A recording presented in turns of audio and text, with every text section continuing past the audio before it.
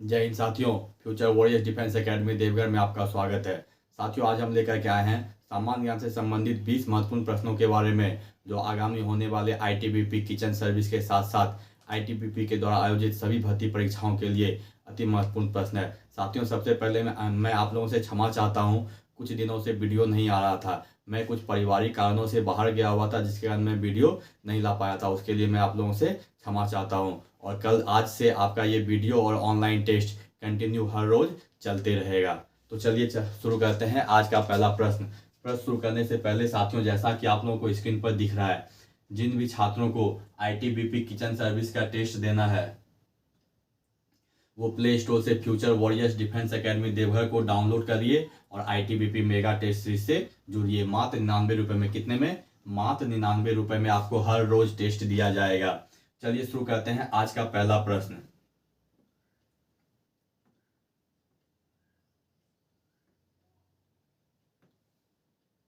बिरजू महाराज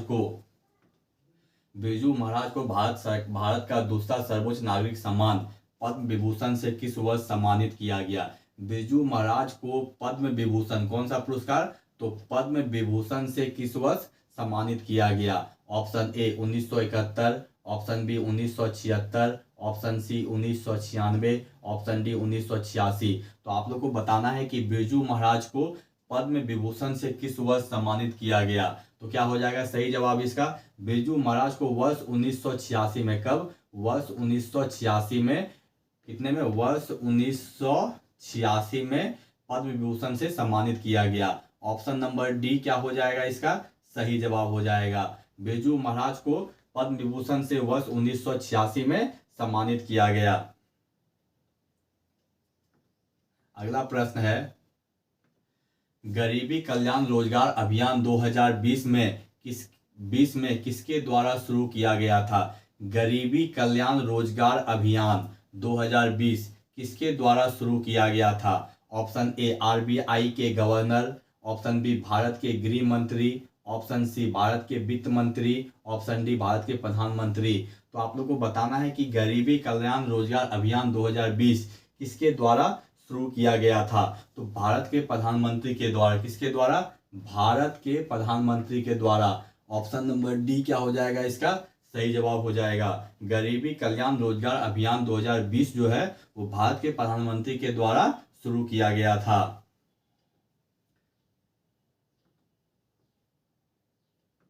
अगला प्रश्न है, उस गायिका का नाम बताइए जो वर्ष 2012 में रिलीज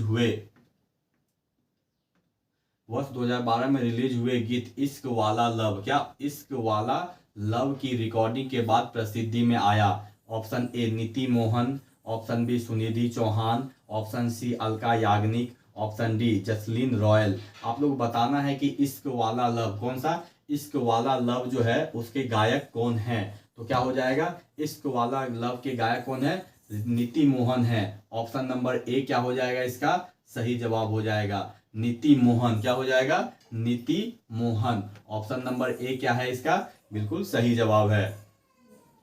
अगला प्रश्न है, निम्न में से कौन सा स्थल सिंधु घाटी सभ्यता से संबंधित है? निम्न में से कौन सा स्थल सिंधु घाटी सभ्यता से संबंधित है? Option A Mohenjodaro, option B Ajanta, option C Sanchi, option D Bhimbetka. तो क्या हो जाएगा? सिंधु घाटी सभ्यता से कौन संबंधित है? तो सिंधु घाटी सभ्यता से मोहनजोदड़ो कौन संबंधित है? मोहनजोदड़ो सिंधु घाटी सभ्यता से संबंधित है। ऑप्शन नंबर ए क्या हो जाएगा इसका सही जवाब हो जाएगा। क्या हो जाएगा? मोहनजोदड़ो सिंधु घाटी सभ्यता से संबंधित है। अगला प्रश्न है, हिमाचल प्रदेश के बीर गांव ने 2015 में, हिमाचल प्रदेश में एक बीर गांव है, वो 2015 में पहली बार किस खेल स्पर्धा की मेजबानी की थी? तो हिमाचल प्रदेश का बीर गांव एक गांव है जो किस खेल की मेजबानी की थी? Option A HSBC world rugby 7 series, option C paragliding world cup, option D world rowing championship, option D jet ski world cup. तो आप लोग को बताना है कि बीर गांव हिमाचल प्रदेश में है, वो 2015 में एक खेल का पहली बार कोई एक खेल स्पर्धा का मेजबानी किया था, और वह खेल कौन सा था? तो वह खेल कौन सा था? Paragliding world cup. क्या हो जाएगा? Paragliding world cup. Option number B क्या है इसका सही जवाब है। बीर गांव जो है ना, हिमाचल प्रदेश में बीर गांव है। कौन सा है? बीर गांव। वो वर्ष 2015 में पहली बार एक खेल स्पर्धा का आयोजन किया था और उसका नाम था पैराग्लाइडिंग वर्ल्ड कप का। तो हम लोग ये भी कह सकते हैं कि भारत में पहली बार पैराग्लाइडिंग वर्ल्ड कप का आयोजन 2015 में हुआ। कब हुआ? वर्ष 2015 में हुआ। और ये कहाँ पे हुआ था? तो हिमाचल प्रदेश के बीर गांव में हुआ था। कहाँ पे? हिमाचल प्रदेश के बीर गांव में हुआ था। अगला प्रश्न है, जनगणना 2011 के अनुसार किस केंद्र शासित प्रदेश में जैन आबादी सबसे अधिक है? 2011 के जनगणना के अनुसार कौन से केंद्र शासित प्रदेश में, कौन से केंद्र शासित प्रदेश में जैन आबादी सबसे अधिक है? Option A Puducherry, option B Delhi, option C Lakshadweep, option D Daman और दीव। तो आप लोग को बताना है कि कौन से केंद्र शासित प्रदेश में जैन आबादी सबसे अधिक है। तो दिल्ली में जैन आबादी सबसे अधिक है। ऑप्शन नंबर बी क्या है इसका सही जवाब है। दिल्ली में, कहां पे? दिल्ली में जैन आबादी सबसे अधिक है। अगला प्रश्न है, निम्न में से किसे भारत में हरित क्रांति के जनक के रूप में जाना जाता है? हरित क्रांति के जनक के रूप में किसे जाना जाता है? Option A M S. Swaminathan, option B Norman Borlaug, option C Jawaharlal Nehru, option D Verghese Kurien. तो क्या हो जाएगा सही जवाब इसका? किसको हरित क्रांति का जनक किसको माना जाता है? तो एम.एस. स्वामीनाथन को माना जाता है। ऑप्शन नंबर ए क्या है इसका सही जवाब है। एम.एस. स्वामीनाथन को क्या माना जाता है? तो हरित क्रांति के जनक के रूप में माना जाता है। अगला प्रश्न है, हिमाचल प्रदेश में मनाए जाने वाले दशहरा उत्सव का स्थानीय नाम क्या है? हिमाचल प्रदेश में दशहरा उत्सव मनाया जाता है, उसका स्थानीय नाम क्या है? Option A Bastar Dussehra, option B Madikeri Dussehra, option C Kullu Dussehra, option D Kota Dussehra. तो आप लोग को बताना है कि हिमाचल प्रदेश में जो दशहरा उत्सव मनाया जाता है उसका स्थानीय नाम क्या है? तो कुल्लू दशहरा है। क्या है? कुल्लू दशहरा है। ऑप्शन नंबर सी क्या हो जाएगा इसका सही जवाब हो जाएगा कुल्लू। क्या चीज? कुल्लू दशहरा हिमाचल प्रदेश में मनाया जाता है और ये दशहरा उत्सव का स्थानीय नाम है क्या है? कुल्लू दशहरा। अगला प्रश्न है, लॉर्ड हार्डिंग की हत्या का प्रयास किस क्रांतिकारी नेता ने किया था? लॉर्ड हार्डिंग की हत्या का प्रयास किस क्रांतिकारी नेता ने किया था? Option A Bhagat Singh, option B Chandrashekhar Azad, option C Rash Behari Bose, option D Khudiram Bose. तो आप लोग को बताना है कि लॉर्ड हार्डिंग की हत्या का प्रयास कौन किया था? तो लॉर्ड हार्डिंग की हत्या का प्रयास रास बिहारी बोस ने किया था। ऑप्शन नंबर सी क्या हो जाएगा इसका सही जवाब हो जाएगा। लॉर्ड हार्डिंग की हत्या का प्रयास किसने किया था? तो रास बिहारी बोस ने किया था। अगला प्रश्न है, मोहिनीअट्टम शास्त्रीय नृत्य शैली का संबंध किस राज्य से है? Option A Karnataka, option B Kerala, option C Maharashtra, option D Andhra Pradesh. आप लोग को बताना है मोहिनीअट्टम किसका, मोहिनीअट्टम शास्त्रीय नृत्य किस राज्य से संबंधित है? तो मोहिनीअट्टम जो है ना वो केरल राज्य से संबंधित है। किससे? केरल राज्य से। ऑप्शन नंबर बी क्या है इसका सही जवाब हो जाएगा। मोहिनीअट्टम का संबंध कहां से है? तो केरल राज्य से है। अगला प्रश्न है, film slum dog millionaire slum dog millionaire के लिए गीतों के भारतीय संगीतकार का नाम बताइए। जो फिल्म जो है स्लम डॉग मिलियनेयर है उसमें भारतीय संगीतकार कौन से भारतीय संगीतकार हैं जो अपना गीत गाया है? तो option A Amit Trivedi, option B A.R. Rahman, option C Santhosh Narayan, option D Pritam Chakraborty. तो आप लोगों को बताया है कि स्लम डॉग मिलियनेयर में जो गाना गाया गया है वो कौन से संगीतकार गाए हैं? तो क्या हो जाएगा इसका A.R. Rahman. Option number B क्या हो जाएगा A.R. रहमान। और ध्यान रखना A.R. रहमान को इसी फिल्म के लिए ऑस्कर मिला था। क्या मिला था? ऑस्कर मिला था। किसको? तो A.R. रहमान को। किसके लिए? तो स्लम डॉग मिलियनेयर के लिए। अगला प्रश्न है, भारत सरकार द्वारा आत्मनिर्भर भारत रोजगार योजना किस वर्ष शुरू की गई थी? भारत सरकार द्वारा आत्मनिर्भर भारत योजना किस वर्ष शुरू की गई थी? Option A 2019, option B 2017, option C 2018, option D 2020। तो आप लोग को बताना है कि आत्मनिर्भर भारत योजना, रोजगार योजना की शुरुआत किस वर्ष की गई थी। तो वर्ष 2020 में आत्मनिर्भर भारत योजना की शुरुआत की गई थी। कब की गई थी? 2020 में। ऑप्शन नंबर डी क्या हो जाएगा इसका सही जवाब हो जाएगा। आत्मनिर्भर भारत रोजगार योजना की शुरुआत वर्ष 2020 में किया गया था। अगला प्रश्न है, कोणार्क उत्सव किस राज्य में मनाया जाता है? कोणार्क उत्सव किस राज्य में मनाया जाता है? Option A Kerala, option B Andhra Pradesh, option C Odisha, option D Manipur. आप लोगों को बताना है कोणार्क उत्सव किस राज्य में मनाया जाता है। तो कोणार्क उत्सव ओडिशा में। कहाँ पे? कब?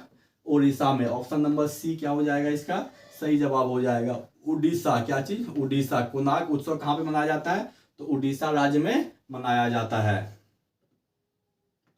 अगला प्रश्न है, 2024 में दादा साहब फाल्के पुरस्कार से सम्मानित किया गया। 2024 में दादा साहब फाल्के पुरस्कार से किससे सम्मानित किया गया है? Option A Mithun Chakraborty, option B Rajinikanth, option C Amitabh Bachchan, option D Shahrukh Khan. तो आप लोग को बताना है कि 2024 में दादा साहब फाल्के पुरस्कार से किसे सम्मानित किया गया? तो मिथुन चक्रवर्ती को सम्मानित किया गया है। ऑप्शन नंबर ए क्या हो जाएगा इसका सही जवाब हो जाएगा। 2024 में दादा साहब फाल्के पुरस्कार से मिथुन चक्रवर्ती को सम्मानित किया गया है।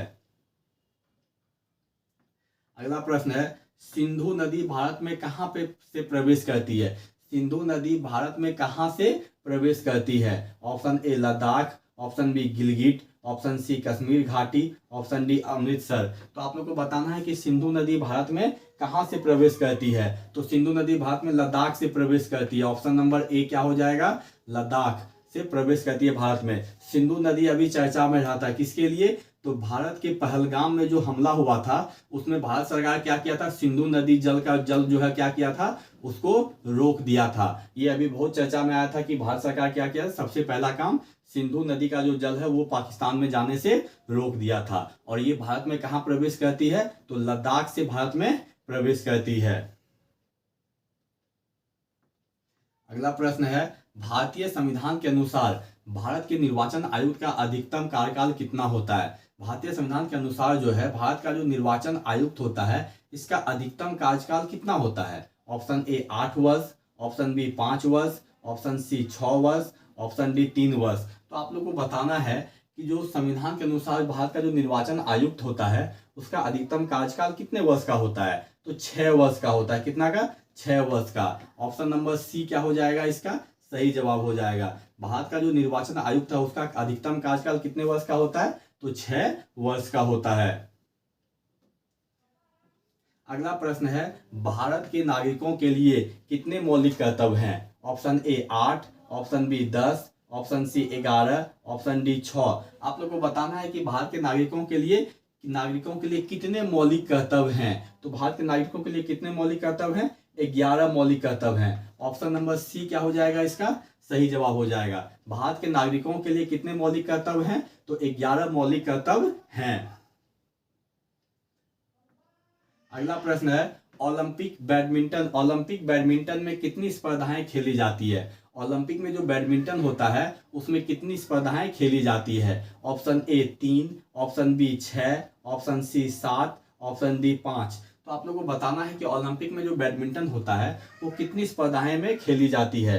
तो ओलंपिक का जो बैडमिंटन होता है ना वो कितनी स्पर्धाएं में खेली जाती है? तो 5 स्पर्धा में। ऑप्शन नंबर डी क्या हो जाएगा इसका सही जवाब हो जाएगा। ओलंपिक बैडमिंटन में 5 स्पर्धाएं खेली जाती है। अगला प्रश्न है, स्वच्छ भारत अभियान किस भारतीय राष्ट्रीय पर्व पर मनाया जाता है? स्वच्छ भारत अभियान किस भारतीय राष्ट्रीय पर्व पर मनाया जाता है? ऑप्शन ए स्वतंत्रता दिवस, ऑप्शन बी गणतंत्र दिवस, ऑप्शन सी नव वर्ष, ऑप्शन डी गांधी जयंती। आप लोग को बताना कि स्वच्छ भारत अभियान जो है वो किस राष्ट्रीय पर्व पर मनाया जाता है? तो गांधी जयंती पर। कब मनाया जाता है? गांधी जयंती। ऑप्शन नंबर डी क्या हो जाएगा इसका सही जवाब हो जाएगा। स्वच्छ भारत अभियान जो है वो गांधी जयंती के पर्व पर मनाया जाता है। अगला प्रश्न है, भारतीय संविधान के अनुसार संविधान की व्याख्या में अंतिम प्राधिकारी कौन होता है? भारतीय संविधान के अनुसार संविधान की व्याख्या में अंतिम प्राधिकारी कौन होता है? ऑप्शन ए राष्ट्रपति, ऑप्शन बी सर्वोच्च न्यायालय, option C Lok Sabha, option D संसद। तो आप लोग को बताना है कि भारतीय संविधान के अनुसार जो है संविधान की व्याख्या में अंतिम प्राधिकारी कौन होता है। तो अंतिम प्राधिकारी कौन होता है इसका, तो हो जाएगा सर्वोच्च न्यायालय। क्या हो जाएगा, सर्वोच्च न्यायालय। ऑप्शन नंबर बी क्या है इसका सही जवाब है। भारतीय संविधान के अनुसार संविधान की व्याख्या में अंतिम प्राधिकारी कौन होता है, तो सर्वोच्च न्यायालय होता है। तो साथियों ये आज का आखिरी प्रश्न था। हमें उम्मीद है कि आपको हमारा ये प्रश्न अच्छा लगा हो। यदि हमारा ये प्रश्न आपको अच्छा लगा हो तो हमारे वीडियो को लाइक, सब्सक्राइब और शेयर करें। हमारे चैनल को लाइक, सब्सक्राइब और शेयर करें ताकि मैं आगे आप लोगों के लिए और भी ITBP के साथ साथ सभी भर्ती परीक्षाओं के लिए महत्वपूर्ण प्रश्नों का संग्रह के साथ साथ महत्वपूर्ण सूचना ला सकूं। धन्यवाद।